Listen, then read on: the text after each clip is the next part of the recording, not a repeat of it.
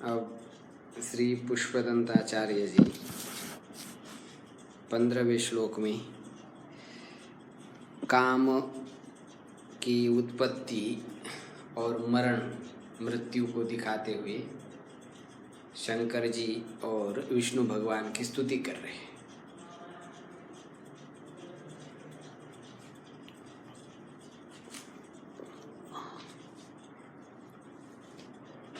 असिद्धार्थानैव क्वचिदपि सदेवासुरनरे निवर्तन्ते नित्यं जगति जयिनो यस्य विशिखाः सपश्यानिश त्वामितरसुरसाधारणमभूत् स्मरः स्मर्तव्यात्मा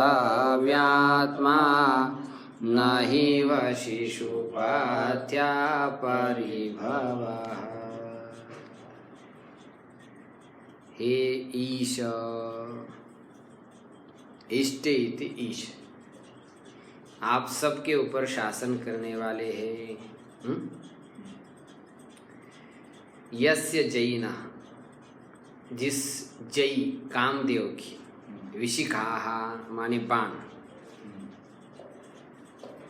देवता असुर और मनुष्य के ऊपर डाले जाते हैं। विशिखा माने तीक्ष्ण बाण। विश्व विजयी जो कामदेव है उसके तीक्ष्ण बाण देव, दानव और मानव इनके ऊपर डाले जाते, सबके ऊपर फेंकता है वो। लेकिन तो भी डालने पर वे कहीं से भी नित्यम निवर्तन्ते, असिद्धार्थ, कार्य को किए बिना वो वापस नहीं लौटते। मतलब पूरा काम करके ही वापिस आ जाते हैं। ऐसे उसके बाण है। तो वह कामदेव भी त्वाम इतर सुर साधारणमभूत पश्यन्, तुमको भी इतर देवता के समान वो समझ रहा था। जिस समय आपको उसने इतर देवता के समान समझा, उसी समय उसका क्या हो गया था? नाश हो गया। और फिर आपको पराजित करने के लिए प्रयास कर रहा है। तो आपको पराजित करने का प्रयास करते हुए स्मर्तव्यात्मा भूत, केवल स्मृति का विषय बन गया वो। उसका शरीर कुछ रहा ही नहीं। अब इसलिए उसको सब लोग अनंग कहते हैं, माने वो नष्ट हो गया पूरा। तो उसने अपनी करतूत का ही फल पा लिया वापिस। और क्या हो, क्योंकि आप जैसे संयमी जितेंद्रिय पुरुष का कोई भी यदि अनिष्ट करने लग जाए तो उसका नुकसान होना सुनिश्चित है। नहीं वशुपास्त्या परिभवः, वशी जो शरीर आदि को अपने वश में रखने वाले होते, उनके प्रति यदि कोई परिभवः माने अनादर करता है, तो उनके प्रति किया गया जो अनादर है न पथ्यः, वह हितकर कभी नहीं होता है। वह उल्टा उसी के ही ऊपर परिणाम करने वाला होता है, उसी का ही विनाश करने वाला होता है। तो इसने आपके प्रति अन्याय किया, आपके प्रति अत्याचार किया और अपने बाण आपके ऊपर छोड़े, तो उसका परिणाम उसको भोगना पड़ा, उसका शरीर उसको त्यागना पड़ा। तो लंबे समय तक कामदेव को शरीर की प्राप्ति नहीं हुई। जब शंकर जी का विवाह चल रहा था तो सभी बाराती लोग आ गए, तब बड़े खुशी से नाच रहे सब लोग। रति भी आ गई और कहने लगी, प्रभु यदि मेरा पति भी मेरे साथ होता तो कितना आनंद आ जाता। तो तुरंत आप प्रसन्न हो गए और तुरंत उसको शरीर दे करके आपने फिर उसको वापस वैसा के वैसा कर। ऐसे आप जो है कृपालु है, ऐसा कह रहे।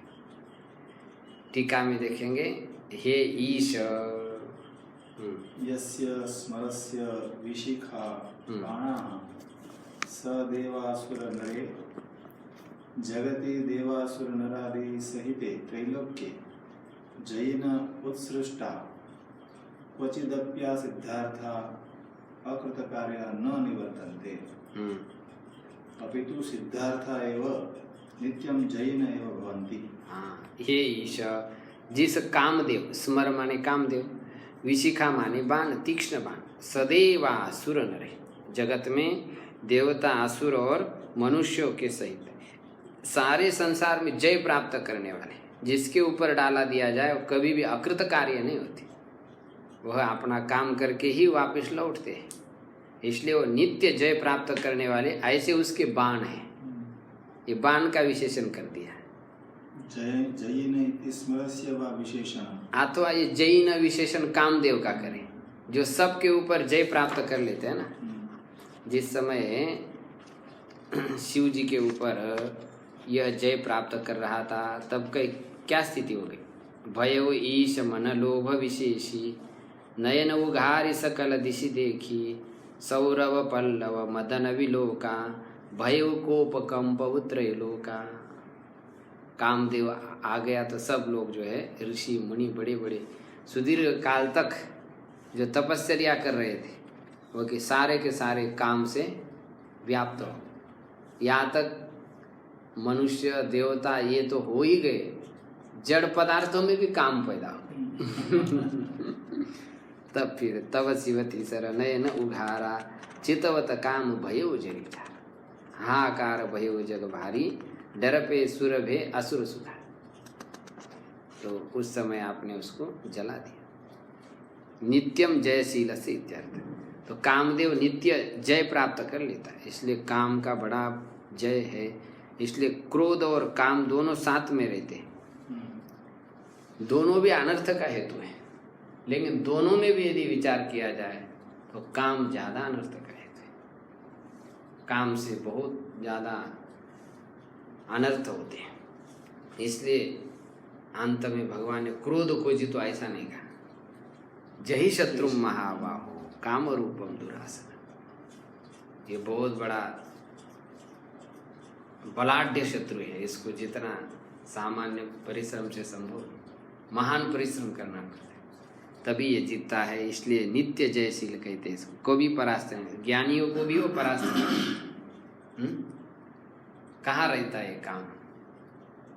इंद्रिया, मन, बुद्धि में, इसमें इसका आश्रय है।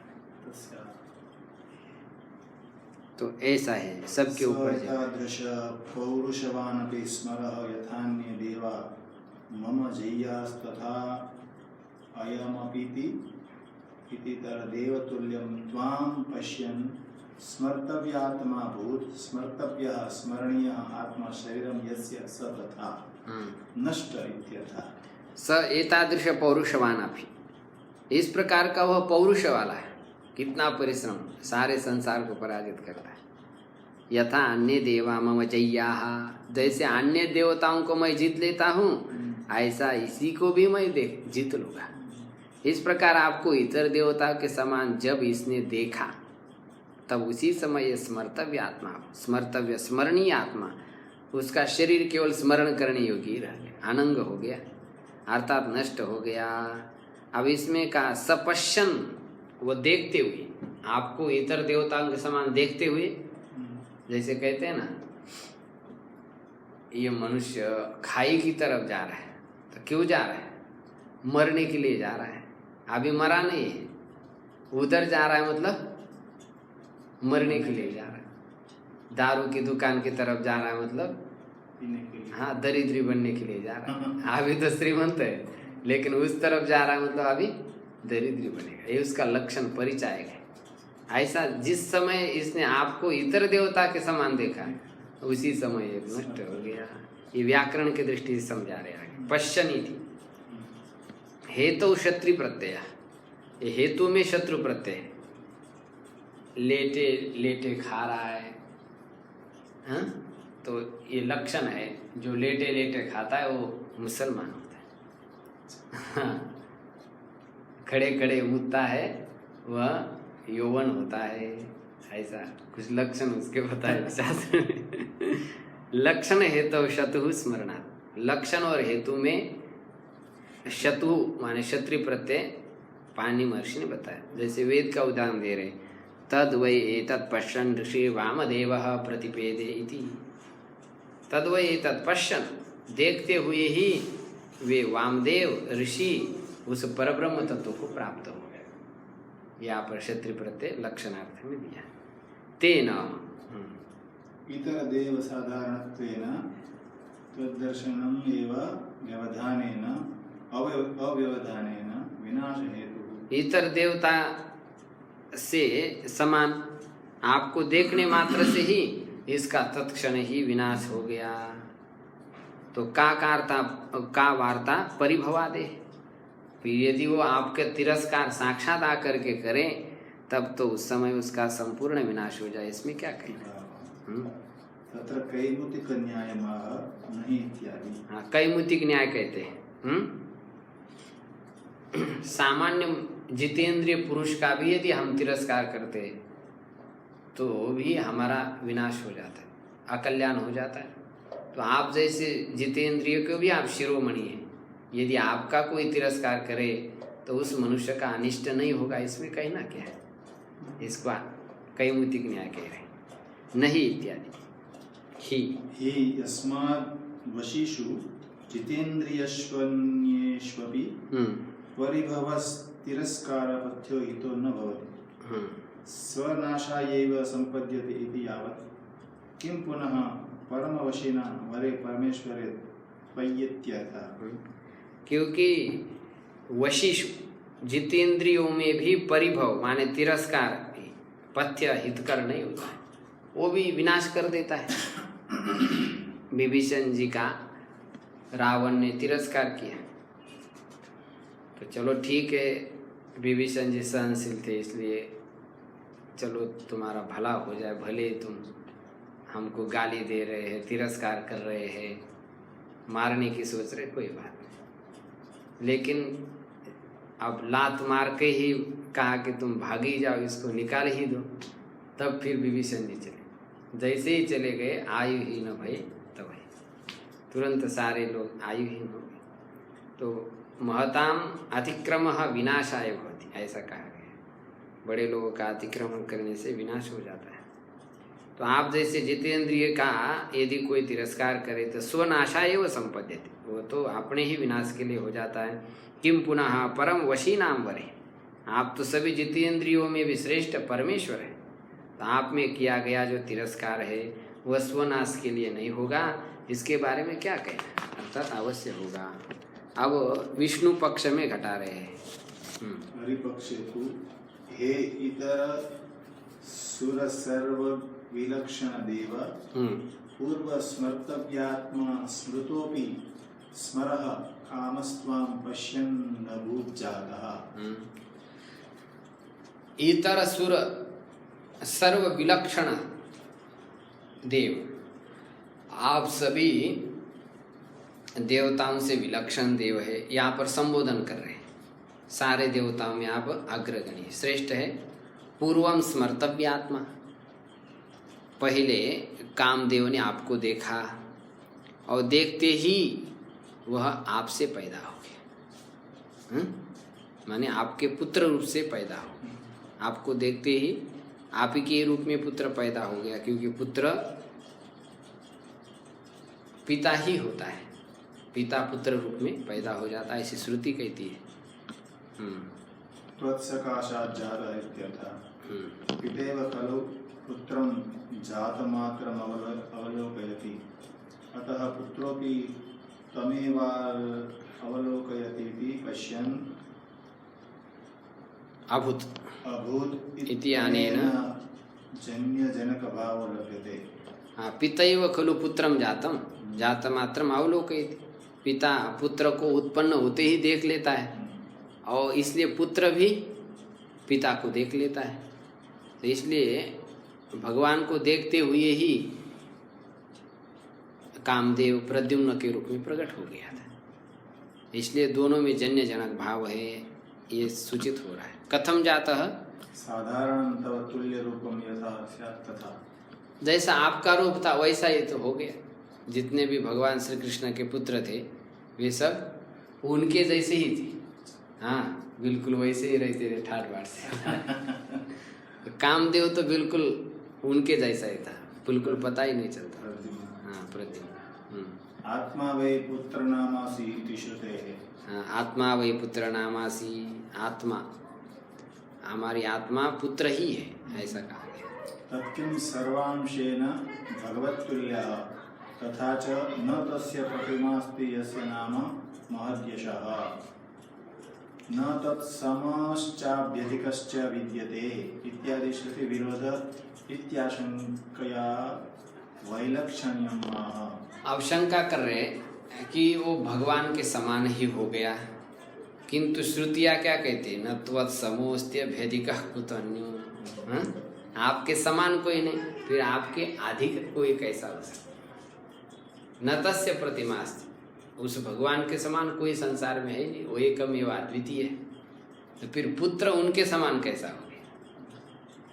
तत्किम सर्वांशेन भगवत तुल्य, सभी अंश से, सब प्रकार से वो भगवान के तुल्य हो गया। यदि भगवान के तुल्य हो गया तो ये तो गड़बड़ हो जाएगा। न तस्य प्रतिमा अस्ति यस्य नाम महद यश, जिसका नाम और यश महान है, उसकी कोई प्रतिमा नहीं है। ये जो दयानंद संप्रदाय के लोग हैं प्रमाण दे देते कि उसकी कोई प्रतिमा नहीं, आर्य समाज की। तो इसलिए मूर्ति पूजा करने की कोई आवश्यकता है। वेद कह रहा है, आप वेद के अनुयायी तो वेद को मानो। ऐसा न तत्समोस्त्य भेदक कुतश्च, तो उसके समान और उसके अधिक तो कोई कैसा हो सकता? इति श्रुति विरोधा, यदि प्रद्युम्न उसके समान हो जाएंगे तो श्रुति के साथ विरोध आ जाएगा। तो आगे कह रहे हैं इत्यादि वशीषु जितेन्द्रियेषु हि यस्मात् तत्समरो न पथ्यो न हितः तत्र हेतुः परिभवः परिभवत्यनर्थे योजयतीति परिभवः कामः। हाँ, आप कह रहे वशीषु जितेन्द्रियेषु ही यस्मात् स्मरः। जितेंद्रियों में यदि काम कुछ उनके साधना से च्युत करने का प्रयास करता है तो उसका कभी कल्याण नहीं हो सकता है। न पत्या न हिता, क्योंकि काम जो है वह परिभवती अनर्थे योजयति परिभव काम। काम जब भी उत्पन्न होता है तभी मनुष्य का अनर्थ हो जाता है, इसलिए वह अनर्थकारी है, वो अच्छिया नहीं है, वो संसार बंधन का हेतु है। और भगवान कभी संसार बंधन के हेतु होते हैं? नहीं, वो तो संसार बंधन के उच्छेदक है। काम में और भगवान में समानता न होने में यही कारण है। काम से संसार बढ़ता है और भगवान से संसार छूट जाता है, ये अंतर है उसमें। स खलु सर्वेषां संसार बंध हेतु परमेश्वरस्तु सर्वेषां संसार बंधस्यात्यन्तोच्छेद हेतुरिति महद्वैलक्षण्यम् इत्यर्थः। हाँ, ये दोनों में महद्वैलक्षण्य है कि वह सभी के संसार का हेतु है कामदेव, और परमेश्वरस्तु सर्वेषां संसार बंधस्य अत्यंत उच्छेद हेतु। आत्यंत माने आत्यंतिक उच्छेद का हेतु है। दो प्रकार की निवृत्ति होती है, एक लय रूप निवृत्ति और दूसरी होती है आत्यंतिक निवृत्ति। अब आपने नाखून काट दिए, बाल काट दिए, मुंडन कर दिए, ये भी निवृत्ति है, किंतु ये कौन सी निवृत्ति है? लय रूप निवृत्ति इसको कहते हैं। और गंजा व्यक्ति है, उसके भी बाल की निवृत्ति हो गई, लेकिन वो आत्यंतिक निवृत्ति है। ऐसे अन्य साधनों से भी संसार की निवृत्ति होती है, किंतु कैसी हो? लय रूप निवृत्ति। सुषुप्ति अवस्था में चले गए तो संसार निवृत्त तो हो ही जाता है, लेकिन वो कैसा है? लय रूप निवृत्ति। लेकिन जब परमात्मा का ज्ञान हो जाता है तब फिर मनुष्य का संसार अत्यंत नष्ट हो जाता है, आत्यंतिक निवृत्ति उसको कहते हैं। तो ये दोनों में महद अंतर है। असिद्धार्थ इत्यादि पूर्ववत। असिद्धार्थ ये पहले जैसा ही इस विष्णु पक्ष में घटा दिया। अब आगे 16 श्लोक में कह रहे अब जगत रक्षणार्थी, आप जगत के रक्षा के लिए नर्तन अवतरणे दर्शयन, हाँ नर्तन अवतार हरि और हर के दिखाते हुए स्तवन कर रहे हैं। महीपादाघाता प्रजाति सहसा संशय पदम पदम विष्णोर्भ्राम्य भुजा परिघरुग्नाग्रहगणम् मूर्ध्योर्ध्योस्तं यात्यनिवृतजटाताडिततटा जगद्रक्षायै त्वं नटसि ननु वामैव विभूता।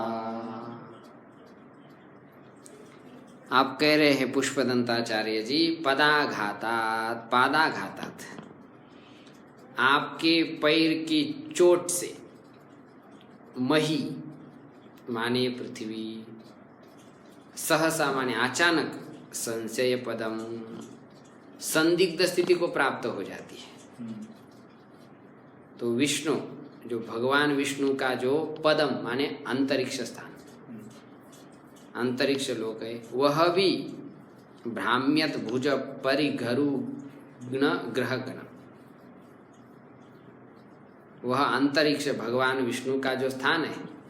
तो जब आप अपने भुजारूप परिघ को घूमते हैं, ऐसे घुमाते हुए परिघाकार जो भुजा है, तो उसके थपेड़े से टूटते हुए नक्षत्र सारा के सारा संदिग्ध हो जाता है कि अब हम गिर ही जाएंगे, गिर ही जाएंगे, ऐसा वो संदिग्ध हो जाता है।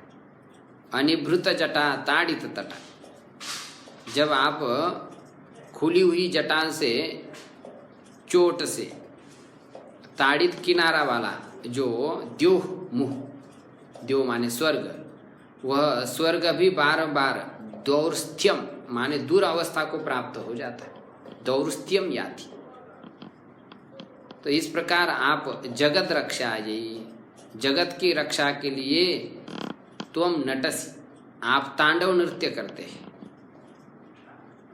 तो तांडव नृत्य करते समय कितने सारे लोगों को जो है पीड़ा भी हो जाती है, किंतु ये ऐसा ही होता है। बड़े लोगों का आ गया गाड़ा तो फिर छोटे लोगों की झोपड़ी मोड़ा ऐसा कहते, बड़े लोग आ जाते तो ऐसा ही हो जाता। तो आपका जो नृत्य है ये बड़ा आश्चर्य, ननु विभूता वामैव, ये आपकी जो व्यापकता है, विभूता माने व्यापकता, यह प्रतिकूल ही हो जाती है। आप नृत्य करते हैं उस समय प्रतिकूल हो जाता है, लेकिन प्रतिकूल हो जाने पर भी वह शोभा ही देता है। ऐसा आपका ये नृत्य प्रसंग का वर्णन है। हे ईश्वर, जगत रक्षाये त्वं नटसि नृत्यसि। हे ईश्वर, आप जगत रक्षा के लिए ही नटसी, नटसी का अर्थ नृत्य कर रहे हैं। आप क्यों नृत्य करते हैं? कई बार ऐसा हुआ कि बहुत सारे राक्षसों ने भगवान की तपस्या की, उपासना की। तो एक राक्षस उसमें से, उसने कहा कि मैं सायंकाल में प्रजा को मार दूंगा। तो सायंकाल के समय उसका बड़ा बल बढ़ जाता है। हाँ, तो प्रजा को मारने के लिए वो और उदंड बन जाता है, बड़ा ही पराक्रमी बन जाता। तो फिर अब शिव जी ने सोचा क्या किया जाए, तो उसका मन मोहित करने के लिए वो सायंकाल के समय क्या करते, तांडव नृत्य करते।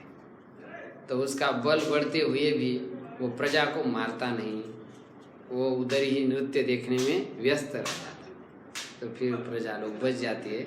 इसलिए तव नृत्यम जगत रक्षा, आपका जो नृत्य है वो जगत रक्षा के लिए, ऐसा कह रहे हैं। संध्यायाम जगन्ति जिगांसन्तम वरलब्ध तत्काल बलम महाराक्षस निज तांडवेन मोहयसी इत्यर्थः। हाँ, संध्यायाम जगन्ति जिघांसन्तम, संध्या के समय जगत को मारता हुआ वरलब्ध तत्काल बलम, वर से प्राप्त उसी समय उसका बल जो बढ़ता है, ऐसा वो राक्षस, उस राक्षस को आप निज तांडवेन मोहयस, आप अपने तांडव नृत्य से मोहित करते हो, ये इसका अभिप्राय है। त्वं तु जगतां रक्षायै नृत्यसि जगन्ति तु त्वत्ताण्डवेन संशयितानि भवन्ति। अब आप तो जगत की रक्षा के लिए नृत्य कर रहे हैं, लेकिन जगत के जो लोग हैं वो आपके नृत्य से सब संशयित हो जाते हैं कि पता नहीं आप क्या हो रहे हैं, क्योंकि इनका पैर तो ऐसा धम धम इधर का उधर हो जाता है, तो उससे सब विचलित हो जाते हैं। तव चरणाघातेन सहसा संशयपदं संकटं मही व्रजति। आपके चरणाघात से अकस्मात पृथ्वी संशय पदम माने संकट को प्राप्त हो जाती है। तथा विष्णोः पदमंतरिक्षं भ्राम्यद् भुज परिघरुग्ण ग्रह गणम, भुज परिघरुग्ण ग्रह गणम भुजा एव परिघाः अति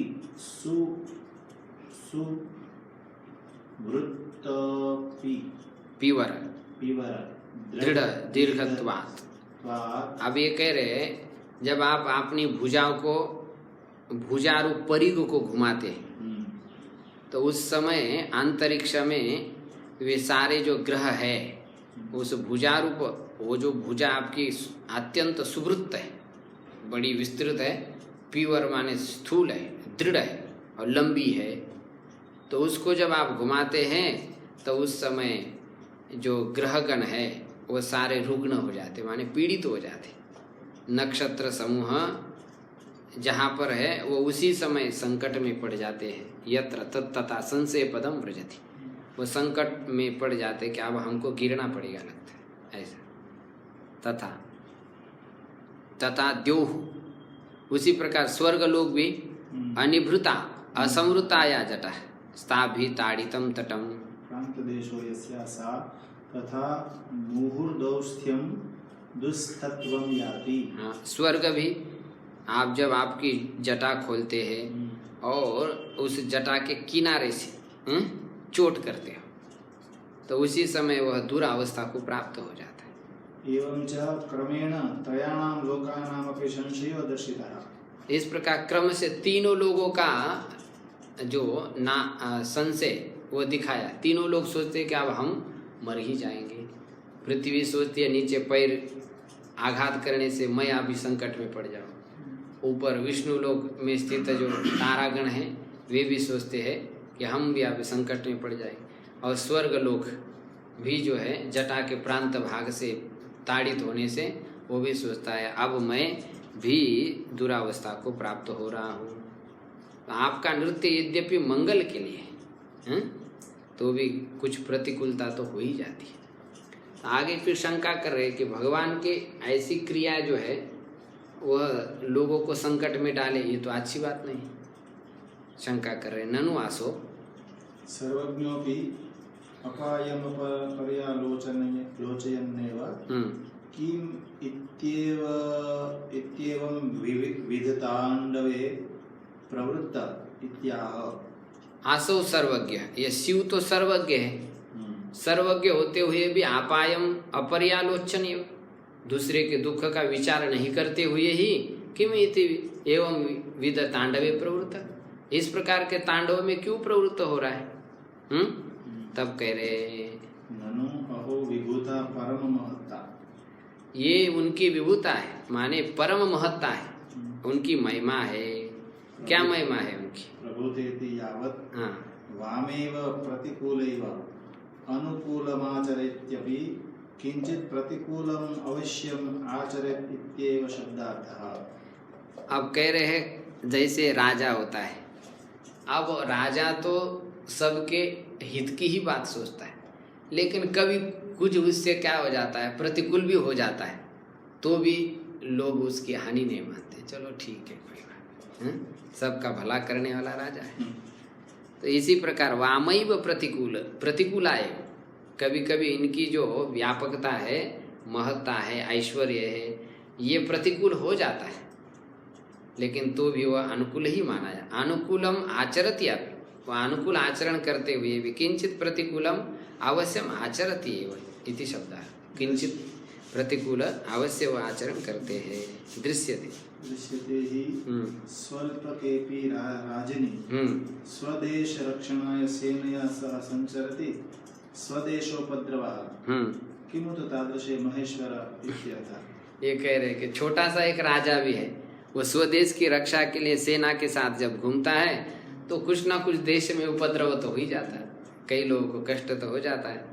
तो किमुत तादृश महेश्वरे, फिर उस प्रकार के संपूर्ण संसार की रक्षा करने वाले महेश्वर में थोड़ी कुछ प्रतिकूलता हो जाए, इसके बारे में क्या कहना, हो ही जाता है इसमें। हरिपक्ष हे ईश त्वं जगत रक्षाय नटसि नटवद् आचरसि। नटशब्दात् आचारार्थे क्विपि प्रत्ययलोपे नटसीति रूपम। हे ईश त्वं जगत रक्षायै नटसी, या नटसी में आचारार्थ में क्विब हो गया। नट की तरह आचरण करने वाले को क्या कहते हैं, नटसी। जैसे भागवत में हमको आए थे ना ऐसे क्रियापद, जहाँ पर गोपिया कृष्ण इव आचरति इति कृष्णायते, कृष्ण की तरह लीला करती है इसलिए उनको कहते हैं कृष्णायते। ऐसे कुछ क्रियापद होते, तो ये क्रियापद ऐसा ही है। नटसी का अर्थ नटवद आचरसी, इसमें क्विप प्रत्यय हो गया, उसका लोप हो गया। अर्थात आप मत्स्यादि भूमिका में व्रजसी, आप कभी तो मछली बन जाते हो, कभी सुअर बन जाते हो, कभी कछुआ बन जाते हो, ऐसे विविध लीला करते हो।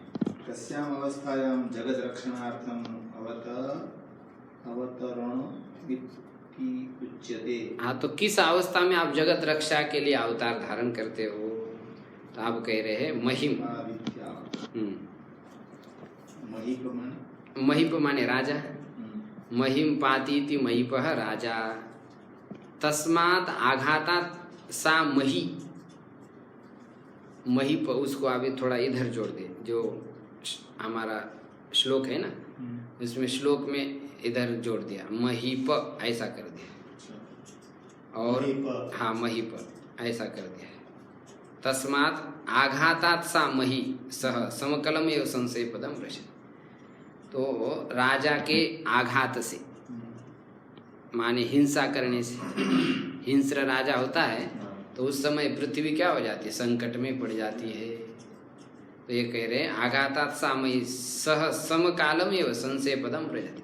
जिस समय राजा हिंसा करता है उसी समय पृथ्वी संकट को प्राप्त हो जाती है। आसमंताद घातो नाशः अस्मादिति आघातो हिंस्र। यह आघात का अर्थ समझा है कि चारों तरफ जब वो नाश कर लेता है पृथ्वी का, तब वो आघात माने हिंसा है। तथा च यदैव हिंस्रस्य राज्यम तदैव संकटम रहति। जिस समय हिंसक राजा होता है, राजा का राज्य होता है, तदैव संकटम रजति, उसी समय पृथ्वी माता संकट को प्राप्त हो जाती है।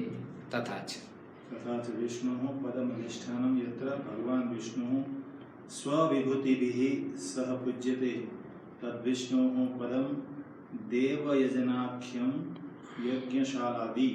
अब विष्णु हो पदम, अब विष्णु का पद क्या है, तो कह रहे हैं यत्र भगवान विष्णु स्वविभूति भूय सह पूज्यते, जहाँ भगवान अपने विभूति के साथ पूजित होते, तद विष्णु पदम देव यजनाख्यम यज्ञशालादि। यज्ञशालादि विष्णु का पद है। तत्कीदृशम, वह किस प्रकार का है, तो भ्राम्यत परि भुजग परि घर घरुग्ण ग्रह गणम। सवित्रादि रूपा सोमपात्र समूहो यत्र तथा यागादि। हाँ, अब ग्रह गणम ये आया था। ग्रह गण का अर्थ सवित्रादि, सविता आदि ये ग्रह है। सोमपात्र समूह, सोमपात्र रहते यज्ञ में। यत्र तथा यागादि शुभ कर्माणि यदा ध्वस्यन्ते तदा, जिस समय यागादि शुभ कर्म नष्ट हो जाते तब उस समय द्योह दोस्त्यम याति। उस समय द्योह माने आपका जो स्थान है वह संकट को प्राप्त हो जाता है। अनिवृत्त जटा, खुले हुए जटा वाले, मतलब पाखंड व्रत चिन्ह भूता, पाखंड व्रत को धारण करने वाले पाखंडी लोगों के द्वारा उस समय आतड़ितम आभावम युव गमितम तटम तुंगम पदम सत्यलोकाख्य, पाखंडी लोगों के कारण आपका जो सत्यलोक है वह मानो नष्ट ही हो जाता है। तब ऐसी वह तटा है। पाखंडी भीर वैकुंठ लोकोपि नांगी क्रियते किम पुनः इंद्रादिक इत्यर्थ। पाखंडी लोगों के द्वारा इन वैकुंठ लोक का भी स्वीकार नहीं किया जाता, फिर इंद्रादिक लोगों को कहाँ से स्वीकार कर, प्राप्त नहीं कर पाते। यदा चैवं तदा त्वं नटवद आचरसि, जब इस प्रकार पाखंडी लोग हो जाते हैं तब तुम नट के समान आचरण करते, माने अनेक प्रकार के अवतार धारण कर लेते। और ये इसमें भगवत वचन प्रमाण है गीता में। यदा यदा हि धर्मस्य ग्लानिर्भवति भारत अभ्युत्थानं धर्मस्य तदात्मानं सृजाम्यहम् इति। हाँ, ये जब जब धर्म की हानि होती है तब तब आप अधर्म से अभ्युत्थान, अधर्म की वृद्धि होती है, तदा आत्मानं सृजामि, उस समय मैं अपने आप को उत्पन्न करता हूँ। श्री भागवते च यह्यार्लेयेष्वपि सतां न कथा हरेः स्युः पाखण्डिनो द्विजना वृषलामृदेवाः स्वाहा स्वधा वषट् इति स्म गिरो न यत्र शास्त्रा भविष्यति कलेर्भगवान् युगायन्ते इत्यादि। ये भी द्वितीय स्कंद के 12वें अध्याय के 40वें श्लोक। द्वितीय स्कंद में 12वां अध्याय तो है ही नहीं, 10 अध्याय तो और संख्या गड़बड़ हो गई। यर्ह्यालयेषु अपि सतां न कथा हरे स्युः पाखण्डिनो द्विजना वृषलानुदेवाः स्वाहा स्वदा वषडेति स्म गिरो न यत्र शास्ता भविष्यति कलेर्भगवान् युगान्ते। यर्हि आलयेषु अपि, मंदिरों में जब सतां न कथा, सज्जनों की कथा नहीं होगी, भगवान की कथा नहीं होगी, तब पाखंडिनः द्विजजनाः, जब ब्राह्मण लोग ही पाखंडी बन करके शूद्रत्वम याति, पाखंडी हो जाएंगे सारे ब्राह्मण लोग, और वृषलाः नृदेवाः, राजा लोग सभी शूद्र बन जाएंगे। स्वाहा स्वदा वषडेति स्म गिरो न यत्र, फिर इस पर जब स्वाहा स्वदा वषड इस प्रकार की वाणी सुनने के लिए नहीं मिलेगी, तब आप कलेर भगवान युगान्ते, युगान्ते कले है, कल के युग में अंत में आप भगवान शास्ता भविष्य, आप कल के रूप में आकर के शासन करोगे। ननु ननु इच्छा मात्रेणेव जगन्ति रक्षितुं क्षमोपि किं मत्स्यादि रूपे ही क्लिश्यन्तीति यत् आह। अब ये शंका सबके मन में आ जाती है, तो भगवान है जो टेढ़ी भ्रुकुटी करने मात्र से जगत को उत्पन्न कर लेते हैं, तब इनको ये सब टेढ़े मेढ़े अवतार लेने की क्या जरूरत है? इच्छा मात्रे नहीं वो जगति रक्षितुम शमो भी कि मत्स्य आदि रूपये क्लिश्यति, मछली आदि कछुए के रूप धारण करके क्यों दुखी होता है? तब कहा ननु निश्चितम, हाँ उसकी ये वैभव है, संपन्नता है, समृद्धि है। क्या वामेव वक्रेव सत्यपि रुजो प्रकारे वक्रेणेव प्रकारेण स्वसंपत्ति सफलयितुं संपन्ना कार्य करोतीत्यर्थः। बड़े लोग जो होते हैं ना, जो कार्य आसानी से किया जा सकता है उसको क्या करते हैं? हमसे टेढ़ा कर देते। अब सीधी सी बात है, ये आपको जो है क्या करना है, कहीं से कुछ काम करवाना है, तो उसको आप एक आदमी को लगा करके कर सकते नहीं, उसको 10 आदमी सारे के सारे आने चाहिए। और सब के कितने सारे काम चल रहे हैं, उसको सब छोड़ करके सब आप लग जाओ, है एक ही व्यक्ति का काम, लेकिन उसको 10 व्यक्ति लगा देंगे, ऐसे टेढ़े ढंग से कर लेते। तो कह रहे सत्य भी रुझो प्रकार, सरल प्रकार होने पे वक्र नहीं, वो प्रकार ने स्वसंपत्तिम सफलयितुम। हाँ, वक्र प्रकार से ही वह स्वसंपत्तिम सफलयितुम संपन्न कार्यम करोति। संपन्न पुरुष अपने संपत्ति को सफल करने के लिए ऐसे टेढ़े ढंग से जो है कार्य करते हैं। तेना तेनाष्टविध विधमैश्वर्यमत्पत्तिकं दर्शयन् भक्तानाम् अभिध्यानाय तानि तानि श्रवण मनोहराणि चरितानि तेन तेनावतारेण दत्ते भगवान इति भावः। तो अष्टविध प्रकार का जो ऐश्वर्य है, औत्पत्तिक माने स्वाभाविक, तो उसको दिखाते हुए भक्तानाम अभिध्यानाय, भक्तों के ध्यान के लिए तानि तानि श्रवण मनोहराणि चरितानि, उस श्रवण इंद्रिय के लिए और मन के लिए हरण करने वाली ऐसे चरित्र को उस अवतारों के द्वारा भगवान करते हैं। ये इसका अभिप्राय है, नहीं तो उनको क्या है संकल्प मात्र से भी कर सकते हैं। यही शंका श्रीमद् भागवत के प्रथम स्कंद में किया शौनकादि ऋषि। अब गंगायाः उद्धरण धारणे दर्शयन हरिहरौ स्तौति। गंगा उद्धरण और गंगा का धारण, इसको दिखाते हुए हरिहर की स्तुति कर रहे हैं। यद्व्यापी तारा गणगुणित फेनोद्गमरुचि, क्या लिखा है? गमरुचि। यद्व्यापी तारा गणगुणित फेनोद्गमरुचि प्रवाहो वारां यः वृषातलघुदृष्टा शिरसिते जगाद्वीपाकारं जलधिवलयं तेन कृतवीर्यनेनैवोन्नेयं धृतमहिमदिव्यं तव वपुः।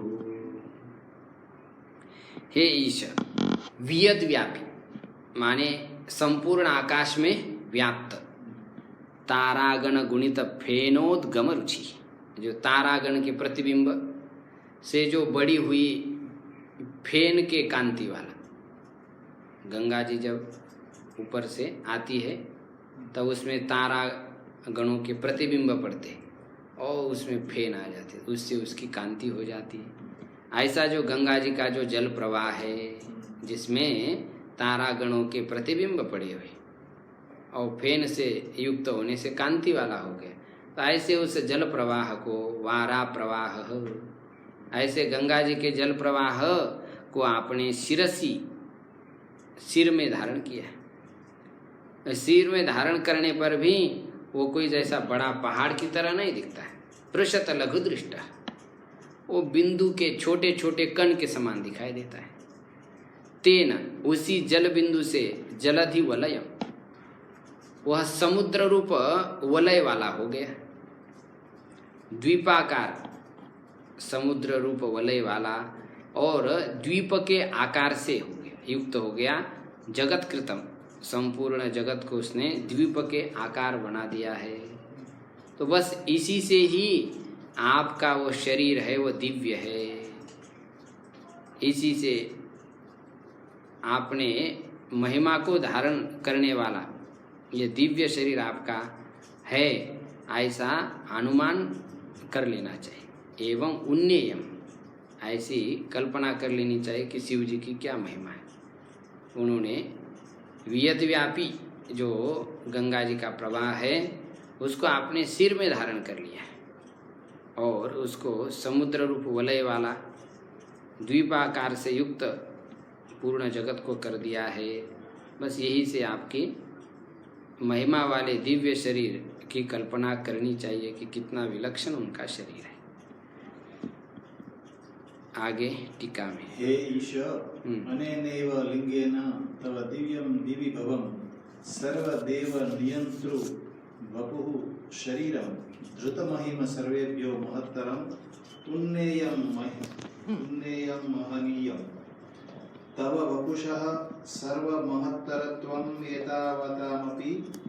एतावतापि निश्चेतुं शक्यं किमिति प्रमाणान्तरमत्रापेक्षित व्यमिति एव कारार्थः। हाँ, एवकार दिया है। एवकार आने नैव अंतिम पंक्ति में दे दिया है।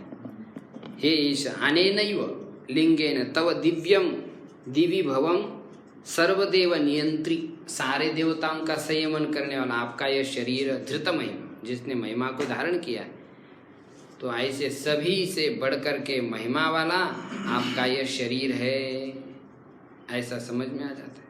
तब भूषा सर्व महत्तरत्व, तुम्हारा शरीर सबसे बड़ा, एतावतापि निश्चितुम शक्यम, इतने से निश्चय किया जा सकता है। इसके लिए और अन्य प्रमाण खोजने की आवश्यकता नहीं है। प्रमाणांतर मात्र नापेक्षितम इति एवकारार्थ, इति शब्द प्रकारार्थ। एवं प्रकारेण लिंगेनेत्यर्थः। हाँ, मतलब इस प्रकार के लिंग से समझना चाहिए इनकी महिमा। तमे एवं प्रकार दर्शयति। हाँ, उनके शरीर की क्या महिमा है उसी को दिखा रहे। वियदित्यादि वियदाकाशं व्याप्नोत्याच्छादयतीति तथा तारागणेन नक्षत्रवृन्देन स्वान्तः पाटिना गुणिता शुभ्रत्वादि गुणसजातीयत्वाद्वर्धित फेनोद्गमरीचिर्यस्य स तथा एतादृशो वारां प्रवाहः। ये वारा प्रवाह, जल का जो प्रवाह है, वियद आकाशम व्याप्नोति, वो जल का प्रवाह कैसा है, वियद व्यापी, आकाश को भी आच्छादित करने वाला, ऐसा वह। और कैसा है, तारागण गुणित फेनोद्गम रुचि, तारागण माने नक्षत्रवृंद, उस नक्षत्रवृंदों को जो प्रतिबिंब है, उस प्रतिबिंब को अपने अंदर लेने वाला, स्वांत पातिना गुणिता शुभ्रत्वादि गुण सजातीयत्वा, जल भी सफ़ेद है और तारागण भी सफ़ेद है, तो उस प्रतिबिंब से वर्धित बड़ा हुआ जो फेनोद्गम रुचि, फेन की जो कांति है, तो ऐसे कांति वाला आपका ये गंगा जी का प्रवाह, तो ऐसे प्रवाह को आप स तव शिरसि, वो आपके सिर में पृषद लघु दृष्ट, छोटे से छोटे बूंद की तरह दिखता है। ये कहे पृषतात् बिंदोरपि लघु अल्पतर पृषत लघु सैव दृष्ट अवलोकित, छोटे से छोटे बूंद की तरह हमने देखा आपके सिर के ऊपर। तेना वारां प्रवाहेण जलधिवलयं जगद्द्वीपाकारं कृतं जलधीनां वृन्दं जगद्भूलोको द्वीपाकारं जम्बूद्वीपादि सप्तकरूपं यस्मिंस्तथा विहितं। तो वारा प्रवाहेन जलधि वलयम, जगत द्वीपाकार कृतम, जगत को द्वीप के आकार किया, और जलधि नाम वृंदम, जगत भूलोका, ये सारे पृथ्वी को वलयाकार कर दिया, सारे पृथ्वी को वलयाकार कर दिया, जगत को द्वीपाकार बना दिया। जम्बू द्वीपादि सप्तक रूपम, जम्बू द्वीपादि 7 रूप वाला यह भूलोक आपके जल प्रवाह ने कर दिया। अगस्त्येन ही सप्तसु समुद्रेषु पीतेषु, अगस्त्य ने क्या कर दिया, 7 समुद्र को पी लिया। तब पुनः भागीरथे आनीत गंगा प्रवाहेन तेषां पूर्णम जाता, तो 7 गड्ढे पड़ गए, तो भागीरथ ने लाए गए गंगा के द्वारा फिर दोबारा पूरे। तो ऐसा आपका गंगा प्रवाह है, जिसके कारण फिर ये सप्त द्वीप से युक्त ये भूलोक हो गया। पूर्णम जात पुराण सिद्धम तथा च यो जलराशिस्तव शिरसि बिंदोरप्यल्पो दृष्टः स एवात्र कियान् मंदाकिनी नाम्ना वियद्याप्यास्ते कियान् भागीरथीति गंगेति च। अब ये जो जल राशि है तुम्हारे सिर पर छोटे बिंदु के समान देखा गया, तो वही कई पर तो मंदाकिनी नाम से आकाश को व्याप्त कर रहा है, कई पर भागीरथी नाम से भूलोक में व्याप्त हो गया है, सप्त समुद्र रूप से पूर्ण हो गया है, और कई पर भोगवती इस नाम से पाताल लोक में व्याप्त हो गया। इसी से तव दिव्य वपुषा महत्व अनुमीयते, इसी से आपके दिव्य शरीर का महिमा अनुमित होता है, ज्ञात होता है। अब हरि पक्ष में तारागणैर्गुणिता फेना यस्या सा तारागण गुणित फेना गंगा तस्या उद्गमे उद्भवे रुचिः शोभा यस्य स तथा शिरसि सर्वलोकानां शिरस्थानीये ब्रह्मलोके बलिचलोत् चलन क्षिप्त चरण चरणांगुष्ठ निर्भिन्न ब्रह्मांड विरदागतो गंगोत्पत्ति हेतु वियद व्यापको यो वाराम प्रवाह से स ते त्वया पुरुषत लघु दृष्टः बिंदोरपि लघु दृष्टः बिंदोरपि लघु यथा स्यात् तथोपलब्ध इत्यर्थः। अब विष्णु पक्ष में घटा रहे तारागण ही गुणिता फेना, तारागणों से गुणित माने प्रतिबिंबित जो फेन है जिस गंगा जी के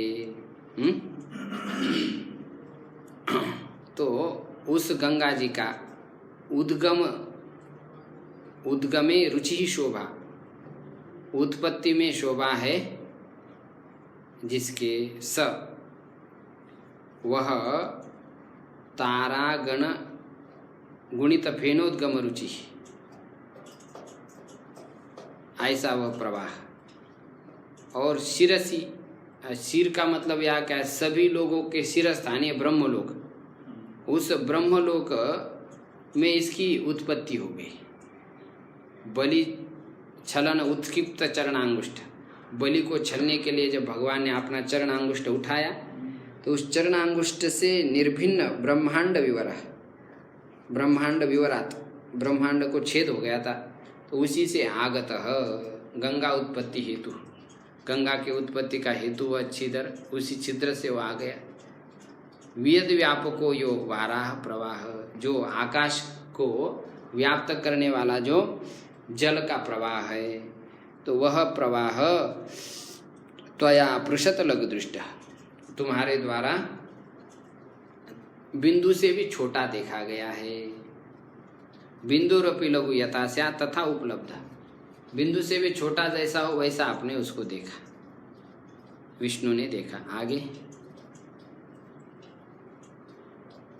आनेनेव लिंगेन तव दिव्यं वपुः बलिचरणार्थं दिव्याकाशे आविर्भावितं त्रैविक्रमं रूपं धृतमहिमनेयं शेषम् इति उन्नेय।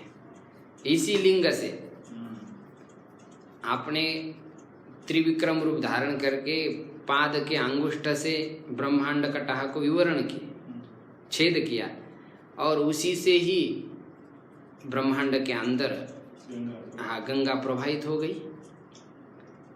तो वह जो गंगा प्रवाह है वो आपने छोटा से छोटा देखा, तो इसी आपके स्वरूप से ये समझना चाहे तव दिव्यम वपुः, जो बलि को छल करने के लिए आपने दिव्य आकाश में प्रकट किया था, तो जो महिमा को धारण कर चुका है, ऐसा आपका दिव्य त्रैविक्रम रूप है, त्रिविक्रम से युक्त, 3 पग से युक्त ऐसा वह रूप दिव्य महिमा वाला है। इति उन्नेयम, ऐसी आपके स्वरूप की कल्पना करनी चाहिए। विष्णु पक्ष में घट जाएगा। शेषम पूर्ववत, बाकी पूर्ववत ही है कि वो जगत द्वीपाकार हो गया, जलधि वलय हो गया,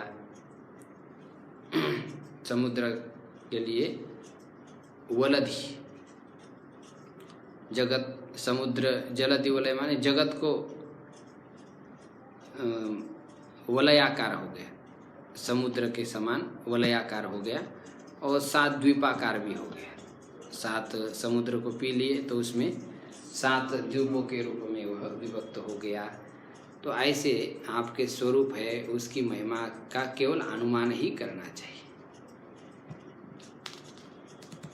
इस प्रकार गंगा के उद्धरण और धारण को करने वाले दोनों विष्णु और शिव के स्वरूप का वर्णन किया, और आगे लंका और त्रिपुरदाह को दिखाते हुए भगवान शिव और भगवान हरि की स्तुति करेंगे। तो उसका विचार हम कल करेंगे। ओम पूर्णमदः पूर्णमिदं पूर्णात् पूर्णमुदच्यते पूर्णस्य पूर्णमादाय पूर्णमेवावशिष्यते। ओम शांति शांति शांति।